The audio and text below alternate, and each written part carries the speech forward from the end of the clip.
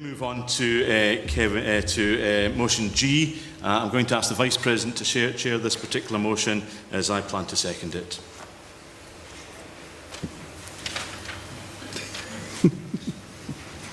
I'd like to invite the proposer, Jim.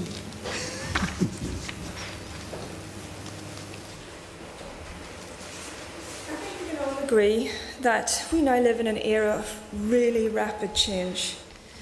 In our lifetimes, many of us have seen changes in terms of society and what we consider social norms, in global economy, in politics, in technology, changes which as children we would never have imagined could happen. So why should we be surprised that education should change as well? In fact, most of us recognise that we need to change how and what we teach to keep pace with the changes that I've already mentioned in society, in the economy, etc., and make sure that our pupils are well enough equipped for today's world. So I just want to outline what some of these changes in education have been. I'm only going to mention a few, and forgive me if I miss out ones that you think are really significant, but there's quite a few. In terms of legislation, policy, guidance, we've now got the presumption of mainstreaming, which has had massive implications for both mainstream and special schools. We've had the Additional Support for Learning Act, which has given local authorities, schools, teachers more responsibility to support young people with additional support needs, and it's given parents more power over what that support looks like. We have GERFIC, Getting It Right for Every Child, which has made us work more closely with other agencies, such as social work and health. We've had the Children's Act, which has introduced the Child's Plan and has created a lot of confusion about the named person or not. We've had changes to Included, Engaged and Involved, Part 2, which is our policy on inclusion and exclusion, which has made us really seriously consider how we deal with our young people who present really challenging behaviour. There seems to be more and more of them. And that's just naming a few. I have a question there about, we've got the legislation, but have we always been given the guidance, the training, or the resources to effectively implement them? So other changes, we've got the curriculum, the biggie, Curriculum for Excellence. We've had new curricular models, which most of us changed to a 3-3 model, but we've also got a 1-2-3. We've still got some schools doing a 2-2-2. We've had a new exam system, which is still rumbling on as problems. We're assessing, how we assess pupils has changed. We started out with outcomes and experiences. We then had significant aspects of learning. We're about to bring in benchmarks. And then next year we're going to have standardised testing. How do they all fit together? In terms of our senior phase, we've had more choices, more chances, opportunities for all. 16+ transition, developing the young workforce. In terms of guidance, governance and inspection, we've gone from Learning and Teaching Scotland to Education Scotland, which changed from separate educational support and inspection systems to one combined system.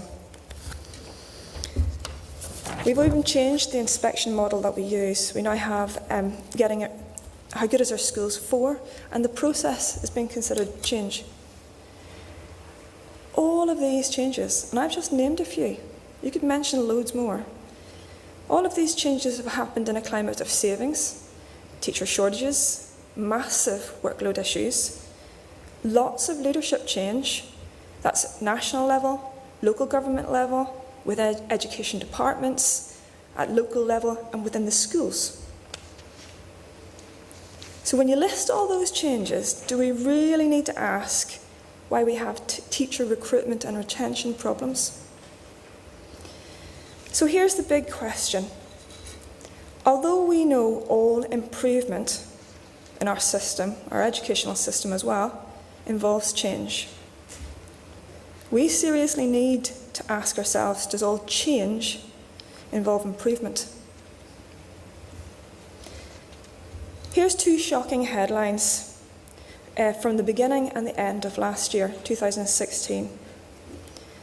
Scottish curriculum has lowered attainment and widened social inequality.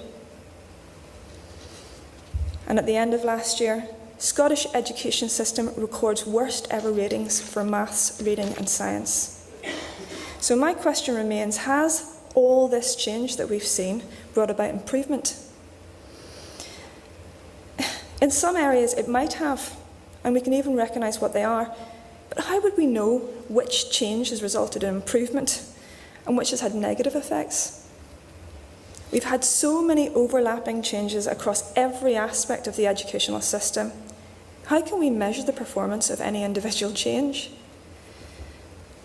This is why I'm asking the SSTA to petition the government to put a moratorium on change for a period of time to let us catch our breath, to fully implement what we've currently been tasked to do. I was really happy to hear some of the guest speaker and some other speakers actually reiterate this comment. I didn't prime them, honestly.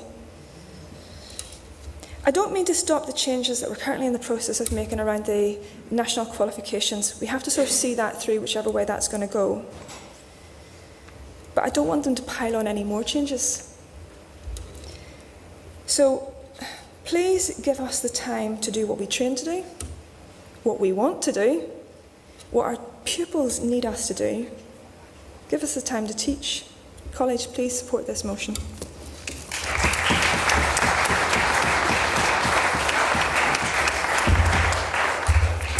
Ewan Duncan, Ayrshire area, delegate number 1. I've always wanted to say that.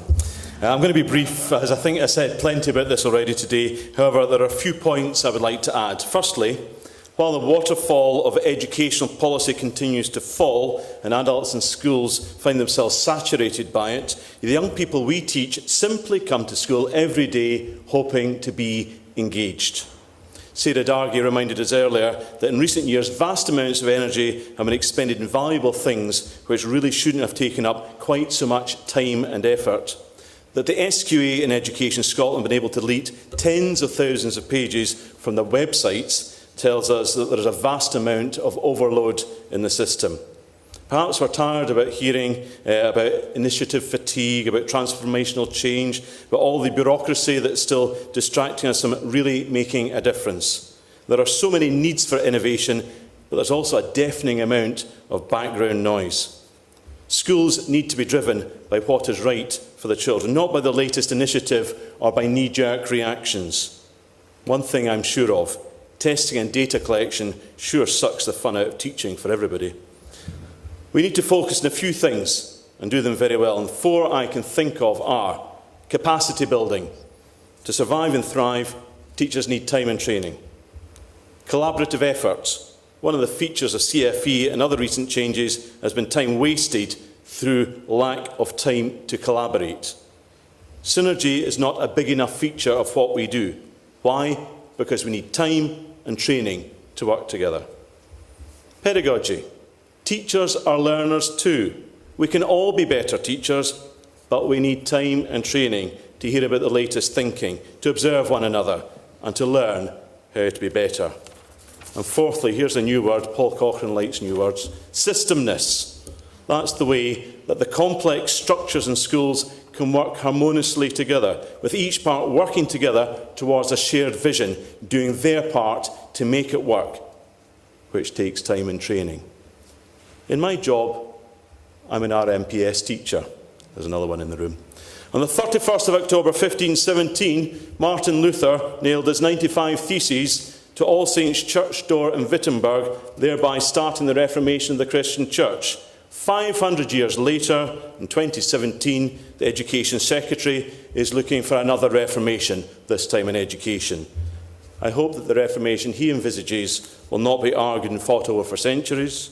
The kind of reformation necessary must include trampling out all that is unnecessary for teachers to teach, lifting teachers from the purgatory of excessive workload by giving them time to teach, and ensuring that the real experts, the educators, are the ones driving it. Please support the motion.